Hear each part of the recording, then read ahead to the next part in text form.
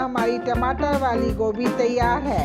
होप आपको वीडियो पसंद आई होगी। वीडियो पसंद आई हो तो लाइक एंड शेयर ज़रूर करें, और अगर अभी तक आपने हमारा चैनल सब्सक्राइब नहीं किया हो तो नीचे दिए हुए लाल रंग के सब्सक्राइब बटन को क्लिक करें एंड बेल आइकन को दबाना ना भूलें।